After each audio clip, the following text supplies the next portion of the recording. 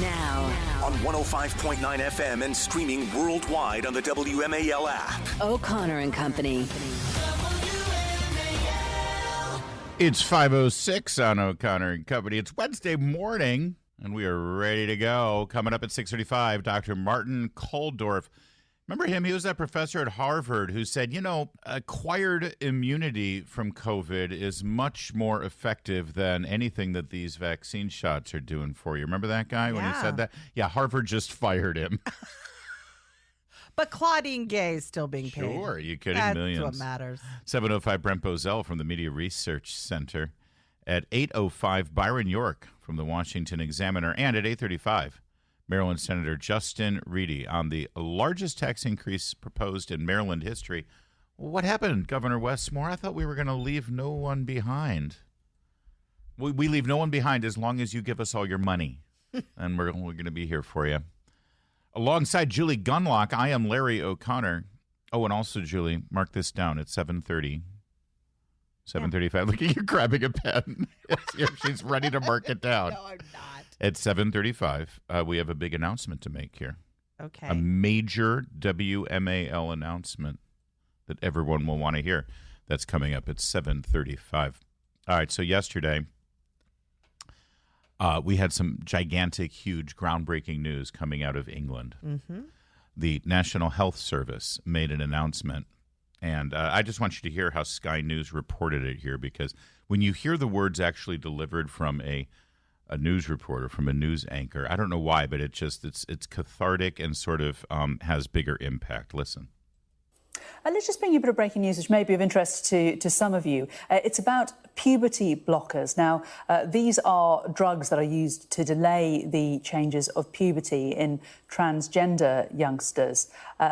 In terms of how they are prescribed by the NHS, there has been a lot of controversy over the last few years about this. At the moment, they are only prescribed to children attending gender identity services as part of clinical research, and they are not routinely offered to children at gender identity clinics, but they are still offered. Well, the government, NHS England, has just confirmed that children will no longer be prescribed puberty blockers at gender identity clinics. This is coming from NHS England. It just broke in the last few moments. I seriously, legitimately, completely, honestly, I got emotional when I heard that yesterday when I saw that video. And understand how important. So now in England, children will no longer be prescribed puberty blockers, period, end of story. They were examining it and monitoring it after much concern was raised. So, of course, in England, they have their National Health Service. It's government-run, operated, managed, controlled medical care. You want medical care, you go to the government. And, of course, because of that, the government makes decisions about your health care. Yeah. That's just what goes along with the package. And the American left, by the way, for decades has been lecturing me about how great their system is over in England. They've lionized the NHS. Oh, my God. Yeah. We are the shame of the planet that we don't have something like they have in England. Also, they love it. Loyal. They flex on it. They make fun of us. And it's fine. Fine. Okay. If that's the American left's position, then maybe they should take notice of what that brilliant, perfect, on a pedestal health service just did, which is cut off any use of these puberty blockers, which were never designed and never tested for this application. It's been a total experiment in this country, experimenting on our children. Yep. And so the National Health Service, I think it was a year ago, they said, all right, we got to pump the brakes on this whole puberty blocker hormone thing. We will prescribe them, but only for children who are part of this very specific, as you heard her reference it, the specific transgender clinics. You have to, it's not going to be willy-nilly. Any doctor around the country can just prescribe them and start this thing. It's going to be very controlled. It's going to be monitored. We're going to take a look at it. And here we are, I think, like I said, about a year later, and they said, we're not even going to do that anymore. Even at these specific transgender clinics, no more. Puberty blockers are now completely off the table in England. That's just huge. And by the way, as we're talking about the shame of American healthcare and our medical system compared to England, we should be ashamed that we're not joining England. What is the delay here? What is it we're waiting for?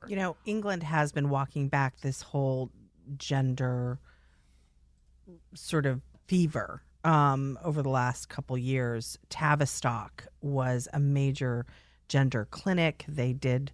It was established, and it's part of a children's hospital. Tavistock is, and they've closed it. There was an independent review in Great Britain. It condemned the clinic as not safe or a viable option because its interventions were based on poor evidence, and its model of care leaves young people at considerable risk of poor mental health.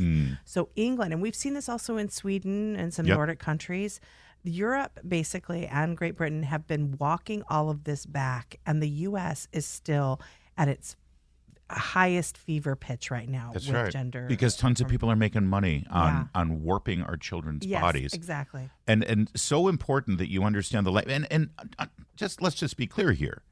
England is not some sort of, it's not MAGA country, okay? Jussie Smollett can still walk around safely on the streets there. It's not like, I assure you that they did this, they were dragged kicking and screaming to this decision. Yeah. And listen to what they said. Puberty blockers are not available to children and young people for gender incongruence or gender dysphoria because, quote now, there's not enough evidence of safety and clinical effectiveness. In other words, it doesn't help, and in fact, it hurts. In fact, there's no evidence. When you say there's no evidence of safety, that means it's dangerous. Yeah. All right? And then this is the most important thing. Puberty blockers, as you just said, linked to poor mental health among trans kids. Wait, I was told they had to go on the drugs because if they didn't, they would have such severe mental health anxiety, they would kill themselves. Yep. And more we're learning that is the original sin lie that parents have been told. And Larry, Billboard Chris, who sort of broke this news. Yes, on and we Twitter just had him on the show. I know. Yesterday was a great interview. It's really important to understand that, and you heard it in that newscaster when she said, the treatment of transgender youngsters. Yeah. The other thing we really need to break is this idea that there is such a thing as a transgender child. It's not true. Right. Gender dysphoria, that exists. Right. Having issues with your body, that exists. Having other mental health issues, that exists. But you're right, that'll come next. But we have to keep going. This is great news, but we have to keep beating this drum. It's huge. That this is abuse of children. You're right. And let's just also be clear. England is ahead of us right now in terms of some sanity. They were also ahead of us in using these drugs, okay? They've had a longer time to monitor this. They've been watching it. And they've had some lawsuits. A bunch of doctors here in America will concede at least, well, we're not sure, actually. We're sort of remember we had audio of a doctor, I think it was in, I don't want to guess because I don't want to, be held liable for slandering, but there was some state hospital that was doing this on kids. And in an interview, a very candid interview, this doctor was asked about this, and he was very pro-transgender, gender-affirming care, whatever. Yeah. And he said, "Yeah, well, we're not sure. If the patient tells us this, then we'll try this, and we're just we're working it out as we go along." That's like Joseph Mengele. Human experiments. It's Frankenstein stuff. Human experiments on our children. Yes. And in England, they've had a longer time to sort of experiment and figure it out, and this is the conclusion that they have reached. And that's coming from jolly old, rather liberal England. Right. That's not the only good news we got yesterday on the transgender war front. Another battleground in an incredibly liberal place on this planet. Here in America, coming out of California, amazing. We have a brand new journal report about the more severe physical surgical procedures that these people have gone through for so-called gender-affirming care, and the results of the surgeries that we want to share with you too. We love starting your day with good news, and this is all very good news. Good news for our culture and good news for our children. Download the WMAL app to stream us for free. Can we just one more time hear how this is delivered from the Sky News report? You'll take any opportunity to play a British newscaster. Especially newscasters, because it's such a difference between how we do the news here, where everything is shouted at you. Breaking news, just listen to this. Oh my God. Right? And so they listen. Let's just bring you a bit of breaking news, which may be of interest. It's a bit of breaking news. Just bring you a bit We've got a little bit of breaking news. Let's just bring you a bit of breaking news, which may be of interest to some of you. By the way, Some of you. this may be of interest to some of you. So you're basically telling the viewer, most of you probably don't care about this. It's like, what is that? It also is just so light. I mean, she's breaking serious news. Huge. She's like, there's a new blueberry muffin recipe I think some of you might be interested in. All right. So I promised you more good news, so let's go with it. A brand new study out of California. California. This is from the Journal of Urology. Journal of Urology. You can On every coffee table. Please. The centerfold is outrageous. The Journal of Urology, of course, focuses on men's plumbing, let's say. Good. Right? All right. Nice. Okay. Study finds that the attempted suicide rate among transgender women who received a vaginoplasty, let me pause there for a minute because you have to translate all of this stuff. These are men who were born men, went through the process and went so far as to have everything removed from between their legs. Actually, not removed. It's really inverted. Well, it's inverted. Yeah, they do remove the. Yes, they remove some things. Yes. Right. As we say, This is tough. they remove the testicles. We can say Yes. clinical words, biological words. And then what's left there is then turned inside out and basically pushed up into the cavity of the man. Enough. All right. And then they create what is supposed to be what's supposed to act like women's parts. Right. Not actually Got it. for what a woman was designed to do, but Right. just in terms of being a innie instead of an outie. How's that? There you go. All right. But these are men. These are men who decide we want to be a woman. And they will not stop being men. And we're going to go through this whole surgical thing. All right, let me go back then. Now that you know what we're talking about. Mm-hmm. Study finds that the attempted suicide rate amongst transgender women who received vaginoplasty in California were twice as high during the period after the surgery compared with the period before the surgery. Okay, so this blows apart everything. And honestly, this is the most important thing that the pro sort of gender affirming care, which is mutilating your body. Right. We used to call it sex change, we used and to they call it realized sex change. that wasn't playing Right. well. So they had to come, and you know how Democrats, how Marxists love to play with language, right? So they did this. They come up with this gender affirming care. Now, well, even though it's literally the opposite. It's literally and what they would do, particularly to parents, this happened a lot with children, is they would get the parents in a room and they would say, look, if your child doesn't receive this surgery, which we just described, which is incredibly invasive, it really is. And well, there's more to say on that, but they would tell the parents that unless your child gets this surgery, they will commit suicide. And they had all these studies. These studies are junk. They do not stand up to scientific standards. And I've seen interviews with parents who made this agonizing decision, or technically, I think most people get the surgery after they turn 18. I believe in most places. Mm-hmm. In most places, there are some barbaric, but the parents put them on the path. Got top surgery. Now there's also like the breast removal. I'm talking about the vaginoplasty I know, specifically, but you're right. There are some teenage girls who get the top surgery, as they call it, which is a radical removal of healthy breast tissue. But the parents certainly put their sons on the path for this procedure when they're 12, 13 years old. And I've heard parents say, we didn't want to do this, but the doctor said, do you want to have a living transgender daughter or a dead daughter? Or do you want to have a dead son? Yeah, a dead son. Yeah, that's right. That's what they would say. And they said, well, given that choice, what would anyone do? And I would really encourage you to watch. IWF has put out a series of videos on the documentary videos on this, explaining what parents are dealing with. I think that's actually how I was informed. I think that might have been the quote that I heard was from one of Kelsey Bolar's movies that she put together. Yeah, and we really cover parents. We cover kids who suffer from gender dysphoria and body image problems and then ended up going through the process. Now, this is the other thing that's really important to understand. This, coupled with the fact that the NHS is no longer going to be offering the puberty blockers, is really important, because puberty blockers, there are things that happen at puberty. We all know things get bigger, right? like breasts and other body parts. And if you arrest that, if you stop that, it's not like you can just start it up again. Right. There is a period that these kids are on these puberty blockers, and then if they change their mind, there's no going back. You can't have a second puberty. You don't, but you.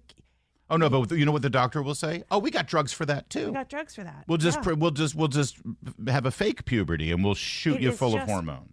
And so then the kids get surgery on. Anyway, it's there's a lot of great information out there, and I encourage everybody. But stopping this stuff is an enormous step forward. The title of the study coming from the Journal of Urology is Rates of Psychiatric Emergencies Before and After Gender-Affirming Surgery. And let me just relay it again one more time.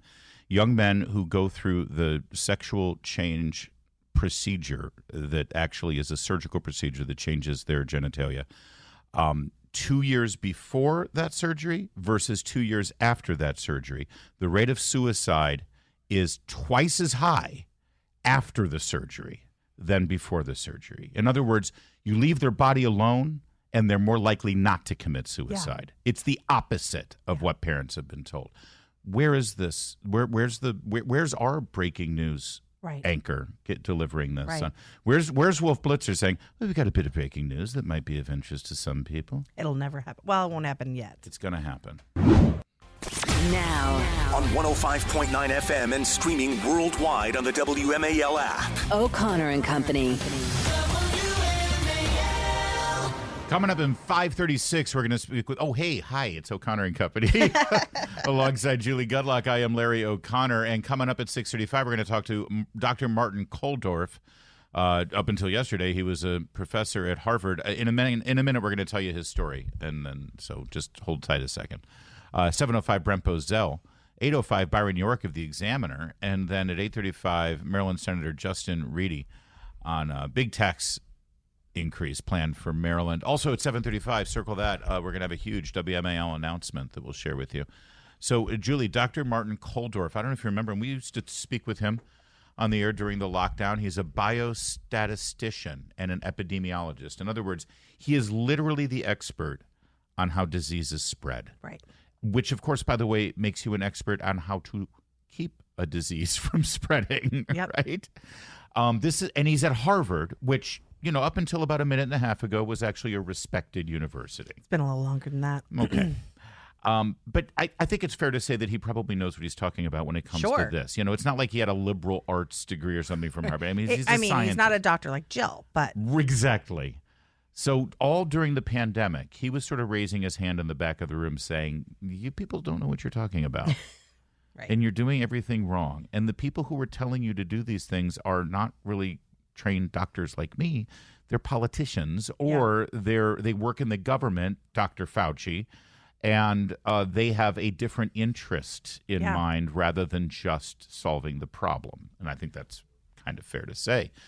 I think there's also this idea of can we have some conversation about it? Right. Maybe a second opinion. Last I checked in medicine, a second opinion was a smart thing to get. There was no conversation. And if you even attempted to have that conversation, you were canceled. Yeah. He was an opponent of the vaccine mandates. He was an opponent of the school closures. In other words, he was right. Right. That's really the bottom line here. Everything that he was raising objections to and actually offering a different opinion about during the lockdown, he has been 100% unequivocally validated. Yep. And so did he get apologies? Did he get a reward? I'm sure, right? Did he get promoted? That's how it works, Did he right? say, okay, you were right, we were wrong, we want you to be in charge? In the battle of good and evil, right? The arc, right? Mm-hmm. I mean, of course he got fired. Okay. That's what he got. He got fired. He co-authored what was called the Great Barrington Declaration in 2020. Yes. It advocated against universal lockdowns. That was in 2020. He was an early opponent of the lockdowns. And he took to social media yesterday and said that he was fired by the university. He says, I'm no longer a professor of medicine at Harvard. Harvard motto is veritas. That's Latin for truth. But as I discovered, truth can get you fired. He wrote that Harvard has to bring back academic freedom and stop cancel culture if it wanted to deserve and regain the public trust. Amen, brother. When scientists have different takes on topics of public importance, universities should organize open and civilized debates to pursue the truth. Harvard could have done that, and it still can if it chooses. Yeah. By the way, and I just want to remind you, he's going to join us coming up at 6:35. We're going to hear it right from the because he doesn't have a class to wake up Larry, to. it's this interesting. morning. So he got fired, right? Mm-hmm.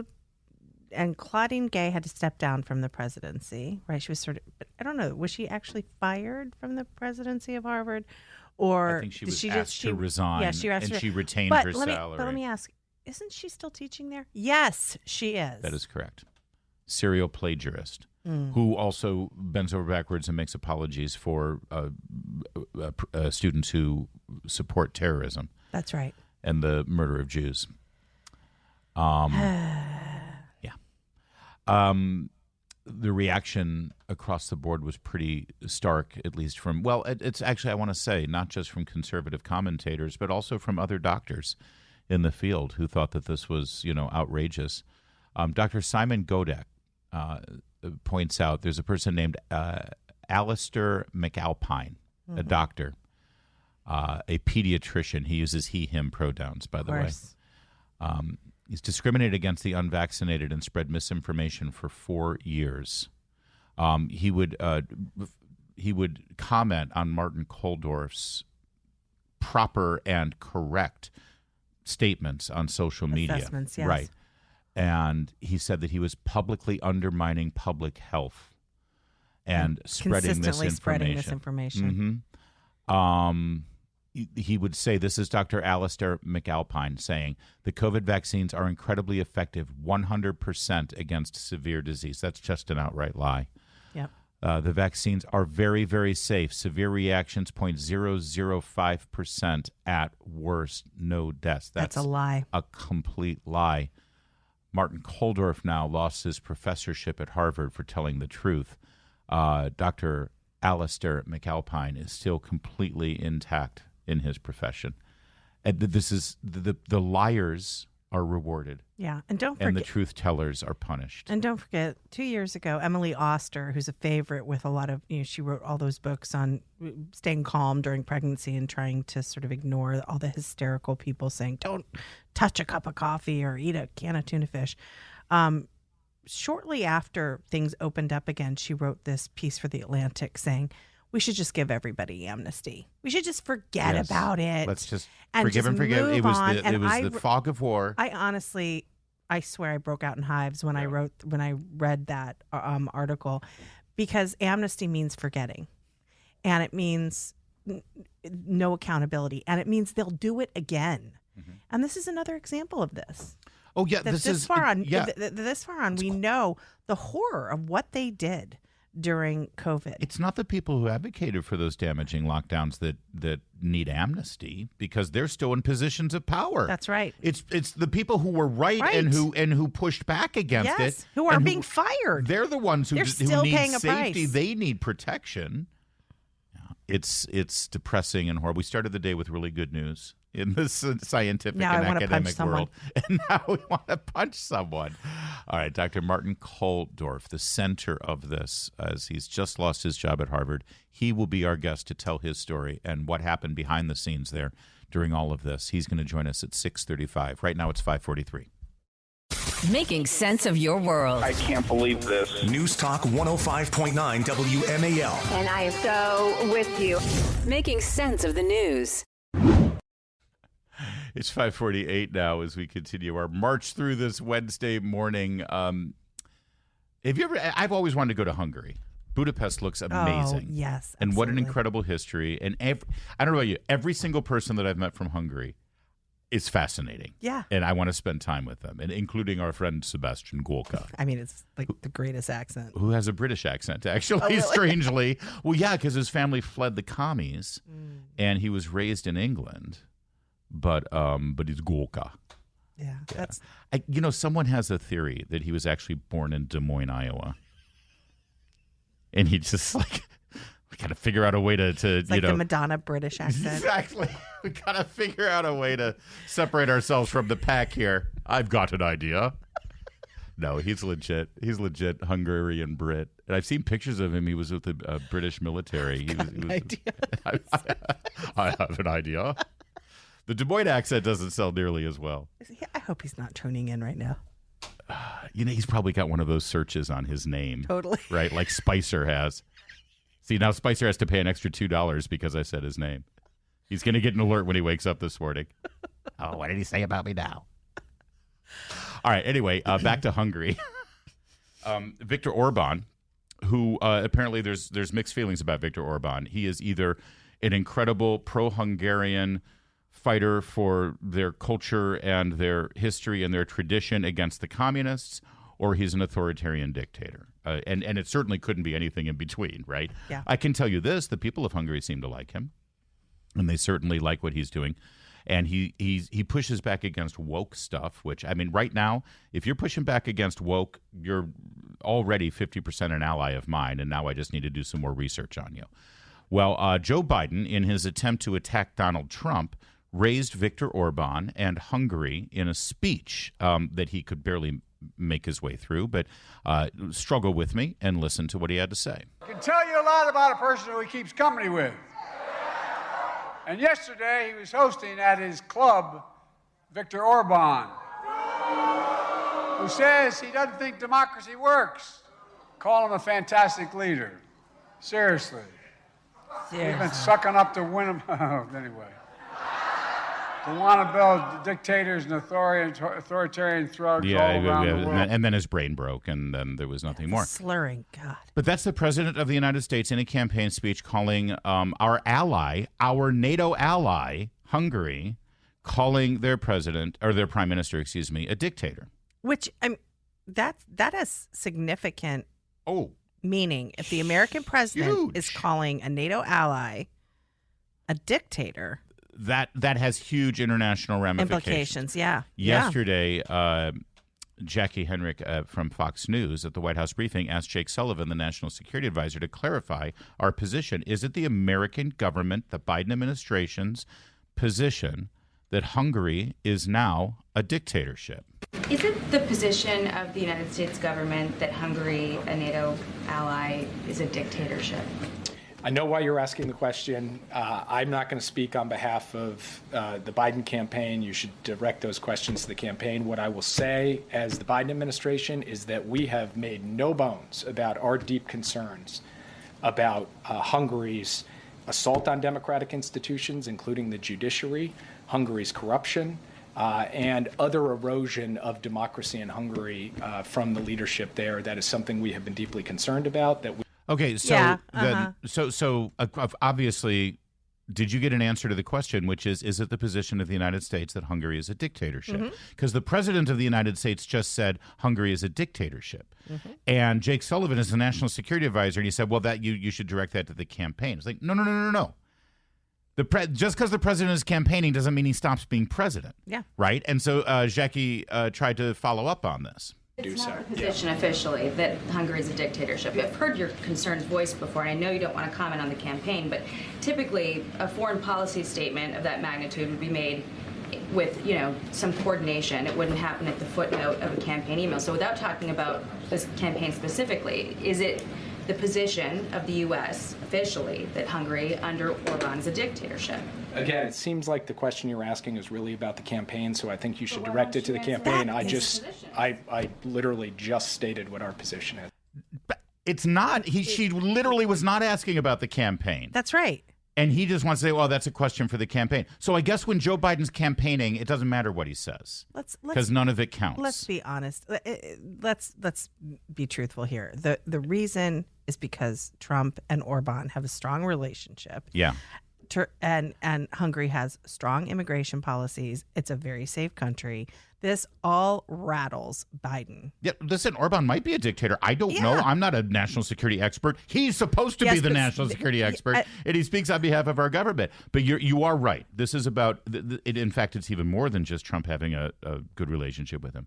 You remember how Biden referred to that Orban went to his club? You know what that story is? Earlier this week, Viktor Orban was visiting the United States. The Biden administration, obviously foreign dignitary, prime minister, leader of a NATO ally, come to the White House, meet with the president. Orban said no. Orban told the Biden administration, no, I'm not interested in meeting you, but he went to meet Trump. Oh, dear. That's what this is about. It's a grudge. And in the immortal, unforgettable words of our president, to want to build dictators and authoritarian thugs all around the world. That's right. Carve that on the monument right there. Ask not what you can do for the country. Ask what cry for Riddle Frogo Bershurb.